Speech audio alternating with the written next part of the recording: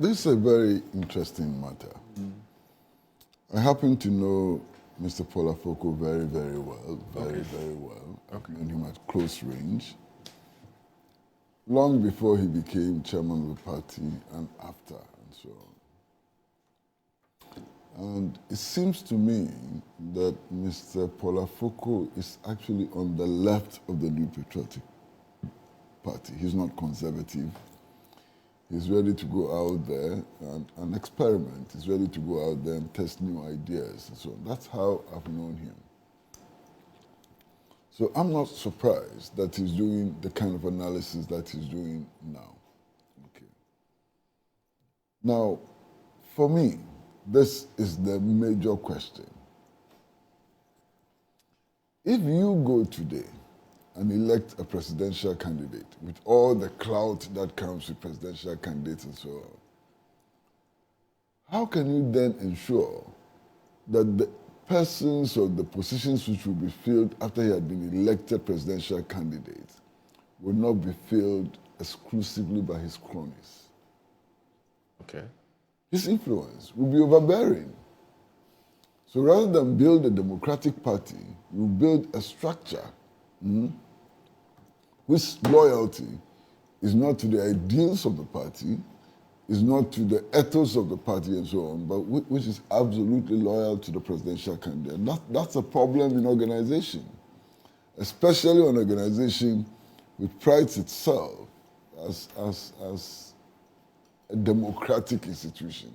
You understand what I'm saying? But Kwesi, isn't that a sad reality of our politics, where people align more with individuals and personalities than the party? You have complained about that several times. Yeah, but you make efforts not to entrench it. Okay. You make efforts to depart from that. Whoever is elected, it's not about Dr. Bawumia or Akomprekun or whoever. Whoever is elected would have a substantial influence in the outcome of the elections of the national executive and the grassroots and so on. So the party, again, and I say again advisedly, will become a tool in the hands of a presidential candidate. And in that process, the values are likely to be lost very, very quickly. That's a real danger. Okay. Especially when Nana Akufo-Addo was accused of same. Well, they accused him of that. Yes. There are many people in the party who accused him of that. And that danger still looms. You understand? Then Polafoko raises a very interesting issue, which has to do with the fact that they themselves, and this is their claim, I haven't verified it, but they claim that they lost the elections because many party loyalists refused to vote for the party. Yes. Okay. So apathy. Apathy. Okay. Okay. And then I've listened to my brother's explanation about the zeros which were scored in some polling stations and so on, but it's still strange. I mean, the explanation is not sufficient. Understand?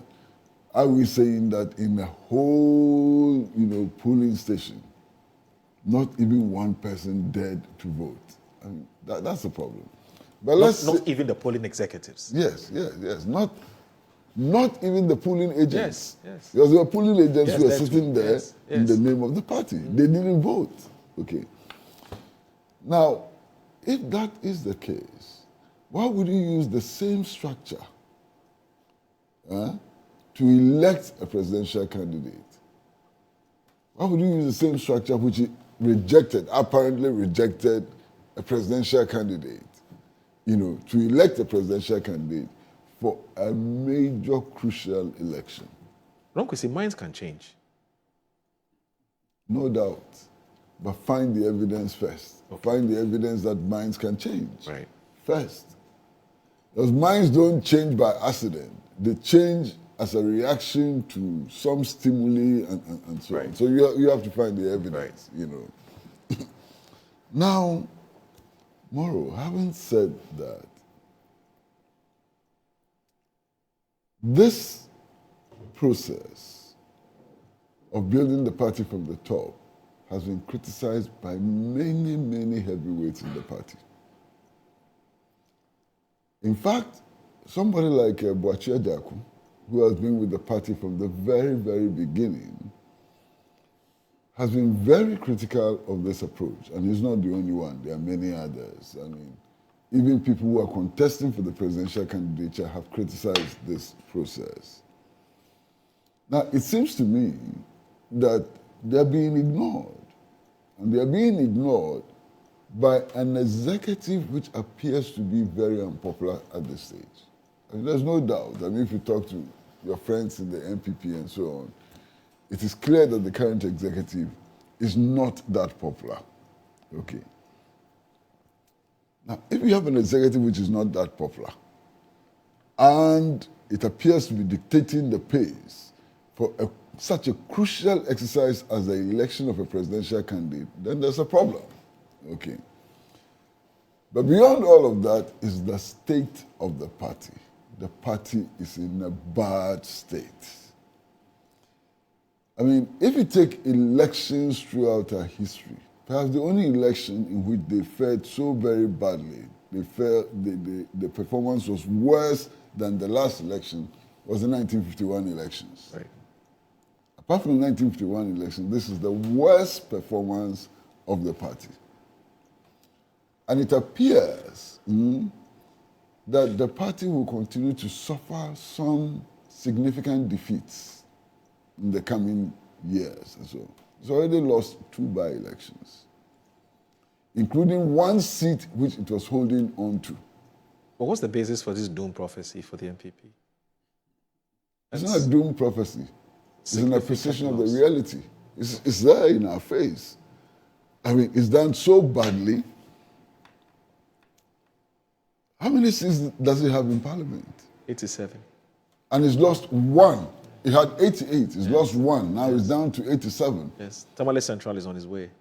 Tamale Central is on his way. It wasn't their seat, but it wasn't their seat. Anyway, that's But if they had contested, yes, I can say with certainty that they would have lost so embarrassingly. Okay? right. Now, there are rumors that there could be another by-election on the way. I'm sure you've heard them. Yes. There are rumors. Why? I can predict now that they will lose that one too if it happens. Okay. So watch the scenario. This horrible performance in an election, and everybody agrees. I mean, there's no dispute about that at all. Everybody agrees that the performance was very bad. We just heard the clip of the presidential candidate himself. I mean, the results were very bad. It was horrible. And it appears to be going down and down and down, the popularity of the parties. You need to do something extraordinary to jack up public confidence in the party. But that's what Dr. Bawumia started. He's apologizing. He says he's so sorry. He started it. It's as if he knew that you're going to advise the party to do this. He started. He's going around apologizing. First of all, what is he apologizing for? Do you have any idea? He hasn't told us exactly what he's apologizing for. Well, don't act exactly. He hasn't told us anything about why he's apologizing. Yes. That's number 1. Number 2. He only said the party's done a lot of wrongs, things they could have done, they couldn't do. Number 2. Yes. Just a few months ago, 2-3 months ago, he was saying that he lost because he was a first-timer. Yes. And that in Ghana, it's normal for first-timers to lose. True. That doesn't jive with what he has just said, does it? Huh? Before then, the claim was that even your Kwame Nkrumah couldn't do as better as we have done. True. So, what is the true position? What is the true position? I don't know. Maybe it's a combination of all those factors. Oh, then we should be told. We should be told that... He's giving us a list of them. 1, he's a first-timer. 2, they wronged Ghanaians. We don't know what the other reasons. And that is factual. Especially our party. And it is also factual that this is the best performing government in our history. If this is the best performing government in our history, why the apology?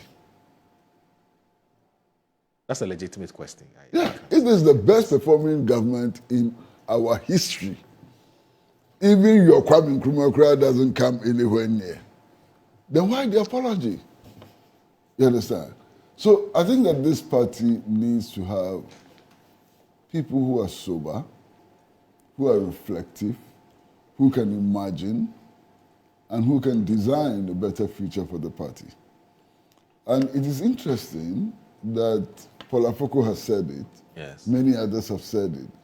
Even former President Kufuor himself has hinted at it, that they don't seek advice from them, what they say doesn't matter, and so on. And they are not the only people saying that. I mean, somebody like Mr. Kwame Pienim, you know, feels neglected, and so on. How do you build a party which is in this state to the point where it can win an election, you know, and so on? I don't know. But the party is on its way down. In fact, in the words of former President Kufuor, again, he's saying that the party risks becoming like the CPP. That's what he said. Right. Is that not what former President Kufuor said? Yep, he said it. Fact. Do I know better than former President Kufuor? I don't.